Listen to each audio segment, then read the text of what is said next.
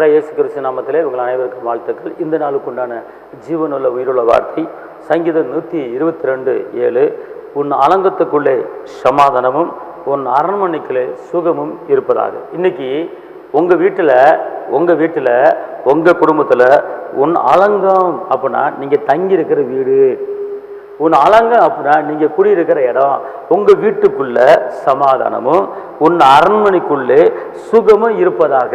அரண்மனைக்குள்ள சுகம், அதாவது சமாதானம் சுகமும் இருப்பதாக. ரெண்டு முக்கியமான ஒரு காரியம். இன்னைக்கு நம்ம வீட்டுக்குள்ள என்ன இருக்கணும்? சமாதானம் இருக்கணும், அடுத்து சுகம் இருக்கணும் பார்த்துக்கணும். அப்புறம் என்னன்னு கேட்டிங்கன்னா, குடும்பங்களிலே சமாதானத்தோடு இருக்கு. நீங்கள் ஒரு சில குடும்பங்களிலே மனைவி கணவன்கிட்ட பேச மாட்டாங்க, கணவன் மனைவிட்ட பேச மாட்டாங்க, பிள்ளைங்க அம்மாட்ட பேச மாட்டாங்க. அப்படிப்பட்ட குடும்பங்கள் இருக்குது. நீங்கள் உண்மையிலே இயேசுவை சொந்த இரட்சகரை ஏற்றுக்கொண்ட குடும்பம் இருந்தால் உங்கள் குடும்பத்தில் சமாதானமாக இருக்கணும். இயேசு சிலுவையில் சிந்தின இரத்தத்தினாலே சமாதானத்தை உண்டாக்கி, இன்னைக்கு சமாதானம் இல்லாமல் இருந்தீங்கன்னா சமாதானத்தை பெற்றுக்கொள்ளுங்க. சமாதானம் எப்படி வந்தது தெரியுமா? ரத்தத்தை சிந்தி சமாதானத்தை உங்களுக்கு எனக்கு வாங்கி கொடுத்துருக்கிறாரு. கொலைசீர 1:20. ஏசப்பா என்னைக்கு அடிக்கப்பட்டு நொறுக்கப்பட்டு ரத்தத்தை சிந்தினாரோ அன்னைக்கு எதுக்கு? அன்னைக்கு சமாதானம் நம்மளுக்கு வந்துருச்சு. பகையை சிலுவையில் கொன்று போட்டார். குடும்பத்தில் வைராக்கியமாக நான் அவன் பேசுனா பேசுவேன், இவன் பேசுனா பேசுவேன் அப்படிங்க விட்டு கொடுத்து தாழ்மையாக சமாதானம். அப்போது ஆட்டோமேட்டிக்காக உங்களுக்குள்ள சுகம் வந்துடும். நாலங்குத்துக்களை சமாதானமும் அரண்மனைக்குள்ள சுகமும்.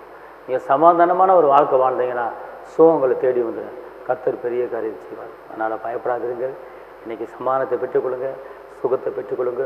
உங்கள் வீட்டுக்குள்ளே சமாதானம், உங்கள் வீட்டுக்குள்ளே சுகம். உங்கள் வீட்டுக்குள்ளே யாரும் விளைவரமாக இருக்க முடியாது, உங்கள் வீட்டுக்குள்ளே யாரும் பிரிவினை இருக்க முடியாது. ஏசப்பா சொல்கிறாரு, உங்கள் வீட்டுக்குள்ளே சமாதானம், உங்கள் வீட்டுக்குள்ளே சுகம் இன்றைக்கி நான் உங்களுக்கு தர்றேன் அப்படிங்கிறாரு.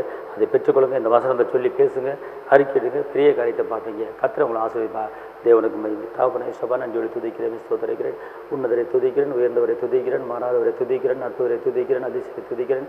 ஒரு அலங்கத்துக்குள்ள சமாதான அரண்மனைக்குள்ள சுகமே இருப்பதாக வசனத்தின்படி சுகத்தை பலத்தை தாங்க வாழ்ந்திருக்க உயர்ந்திருக்க செய்திருக்க கருப்பதாக இரத்த கோட்டைகளை மறைத்துக் கொள்ளுங்க. இந்த வார்த்தை கேட்கிற ஒவ்வொரு ஆசீர்வதிங்க. இயேசுவின் நாமத்தில் பிதாவே, ஆமென்.